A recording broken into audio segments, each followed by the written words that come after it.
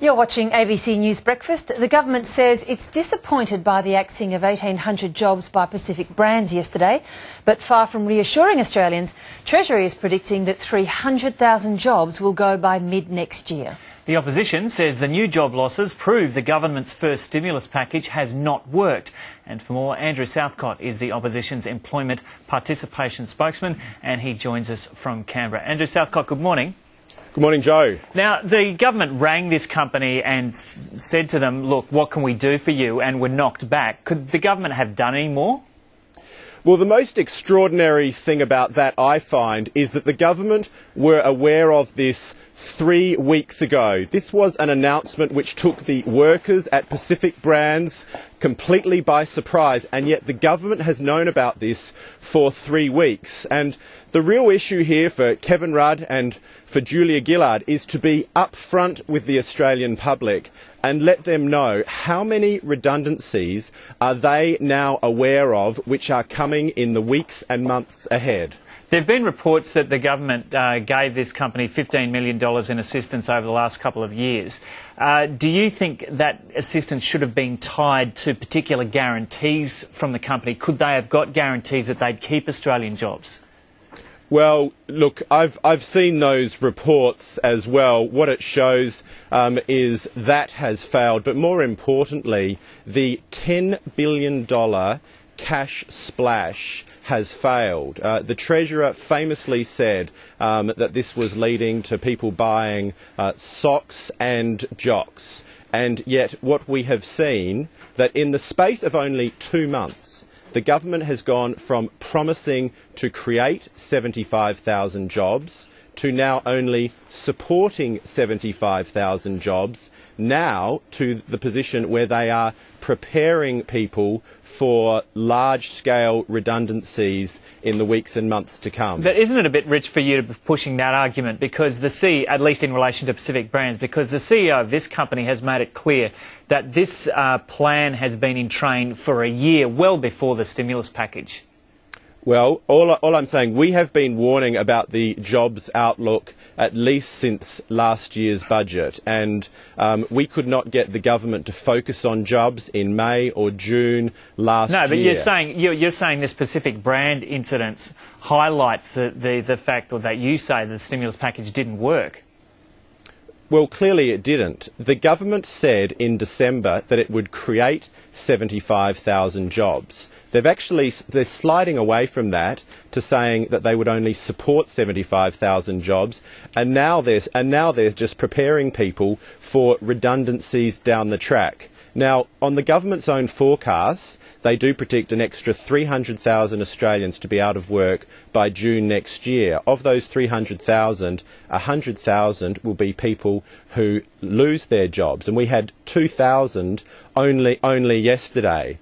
And what we would like the government to do as an opposition is to be upfront with the Australian public. They've known about this for 3 weeks. It caught the workers by surprise, and yet they knew. And also, they made a big announcement the day before on early intervention in employment services, which the opposition have been asking for since August last year. And it is very cynical when the government has actually known about this for 3 weeks. Now, clothing tariffs are now 17.5%. They're being phased out over the next several years to 2015. Do you think that program should be stopped? Look, I'm not going to get into the issue of tariffs. I'm specifically focused on the issue of jobs, and I think that one of the most important things... Well, how would you have saved these jobs? How much money would you have pumped into the economy in December last year? Well, the most important thing that any federal government can do to create jobs is to create a climate in which people have confidence to invest and confidence to employ people for the future. And we've seen that in America with President Obama, with the chairman of the Federal Reserve, actually inspiring a bit of confidence. So you're continuing with this line that the federal government's been talking down the economy, but we've heard Kevin Rudd say over and over the past several months that Australia is in a better position than most countries in the world to handle this situation. And they were left in a very good position. No debt, strong budget surpluses, and extremely low unemployment. Unemployment at around 4%. But the real issue here is the government needs to be able to create and inspire a bit of confidence. At the moment, they're not doing that. They're actually preparing people for more redundancies down the track. But on one hand, you're saying tell people how it is, which is pretty bleak, and on the other hand, you're saying they should be talking the economy up. What's the rationale in that argument? Well, they need to be upfront. And the thing I find quite extraordinary, we've had a number of announcements from the government over the last couple of weeks. They've known all along that these redundancies were coming. I'm presuming that they know about a lot more redundancies down the track, which we're not aware of as the opposition, which the workers themselves are not aware of. And I think that they should be upfront.